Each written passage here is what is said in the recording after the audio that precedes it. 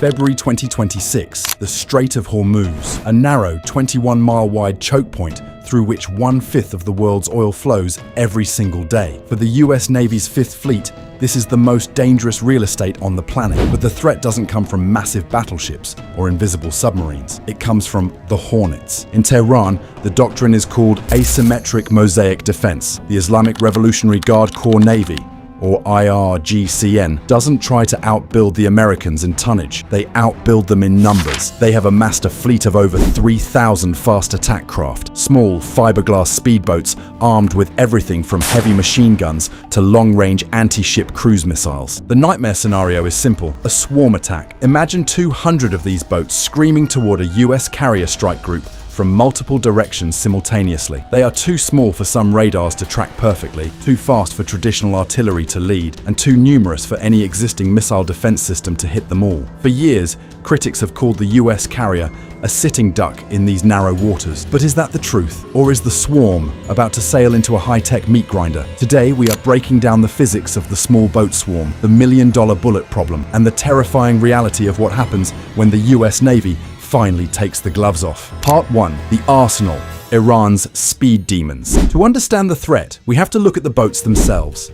These aren't just glorified jet skis. Over the last decade, Iran has moved from buying Swedish racing boats to indigenously producing some of the fastest combat craft in the world. Take the Siraj one. Based on the British Blade Runner racing hull, this craft can hit speeds of nearly 80 knots. That's over 90 miles per hour on water. It's built with lightweight composites that make it difficult for traditional infrared sensors to get a lock, and it carries a 107mm rocket launcher and a heavy DSHK machine gun. Then there is the Zulfiqar. This is the heavyweight of the swarm. It's armed with two Nasser-1 anti-ship missiles, which have a range of 35 kilometers. In a swarm of 50 Zulfiqars, that is 100 incoming missiles launched from 50 different directions. But the real wildcard of 2026 is the Zulfiqar air defense boat. This is the world's first air defense speedboat, equipped with vertical launch cells for Nawab surface-to-air missiles. Its job?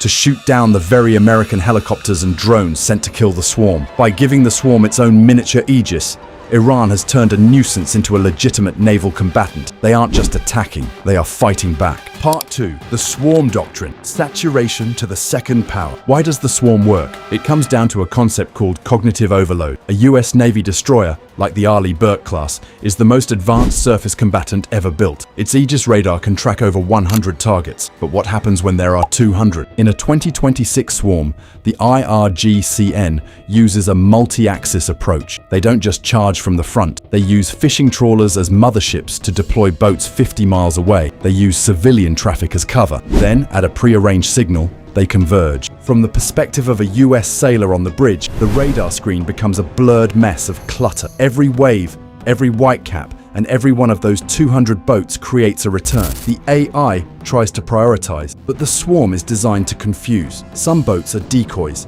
carrying nothing but radar reflectors to look like larger targets. Others are suicide boats, packed with 500 pounds of high explosives and piloted by remote control. The goal isn't necessarily to sink the carrier, it's to force the US ships to expend their limited ammunition on worthless targets, leaving them defenseless against the real threat, the land-based anti-ship missiles lurking on the Iranian coast. Part 3. The defense, the steel rain. So, if the swarm is so deadly, why hasn't it worked yet? Because the US Navy has spent the last 30 years preparing for exactly this fight. They have created a layered defense that turns the sea into a kill zone. The first layer isn't even on the ship, it's in the air. The MH-60R Seahawk helicopter is the swarm killer. Each helicopter can carry 8 AGM-114L Longbow Hellfire missiles. Unlike the standard Hellfire, the Longbow version is fire and forget. It uses millimeter wave radar to find its own target. A single Seahawk can launch all 8 missiles in seconds, killing 8 boats before the swarm even gets within 5 miles of the fleet. Once the swarm gets closer, they meet the Mark 38 model 430mm gun systems. These are stabilized, computer-aimed cannons that fire 200 rounds per minute. In 2026, these guns are equipped with airburst ammunition.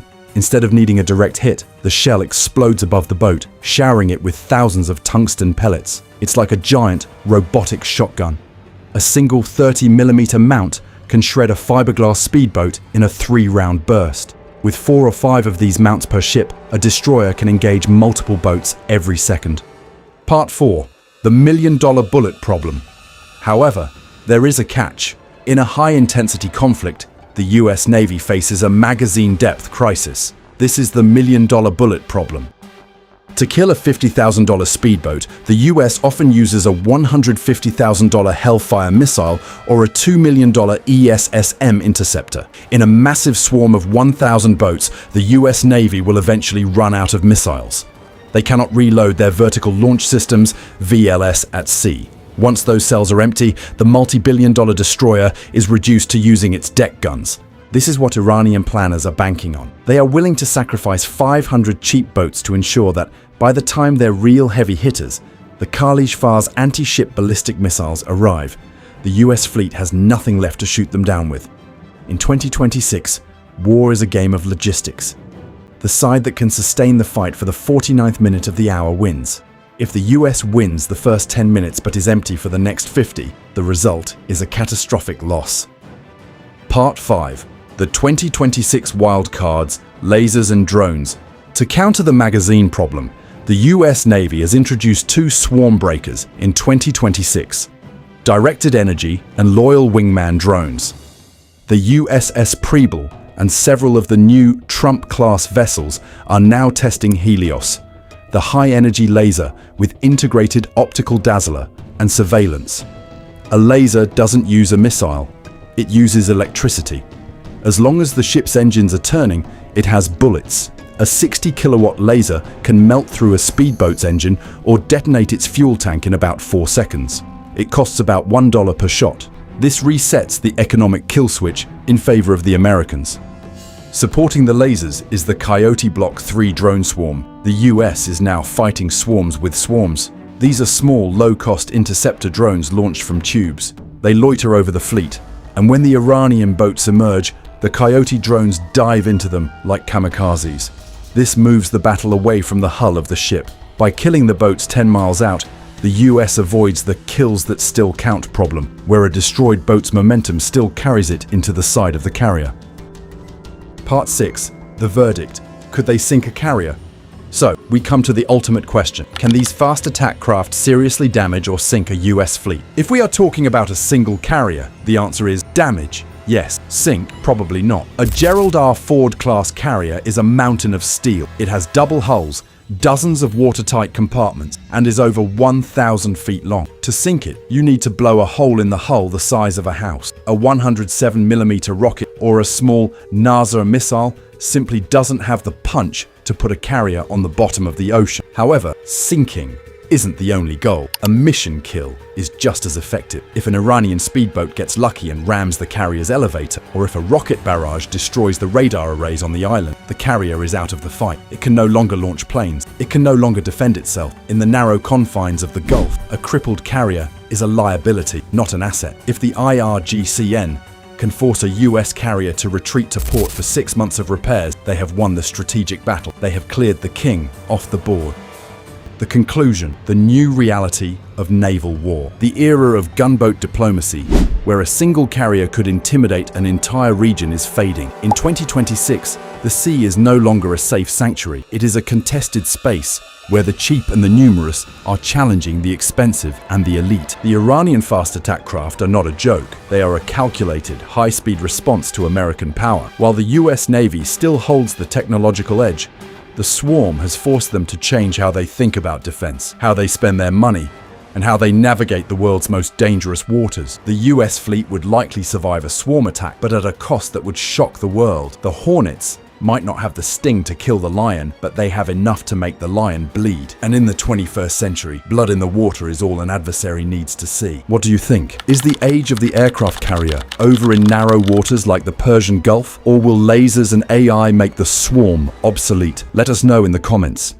We want to hear your theories on the swarm versus shield debate. Don't forget to hit the subscribe button and turn on the bell icon for more deep dives into the secret wars of the 2020s. We'll be tracking the latest from the 5th Fleet and the IRGCN developments all month. Until next time, keep your eyes on the horizon. This is the front line.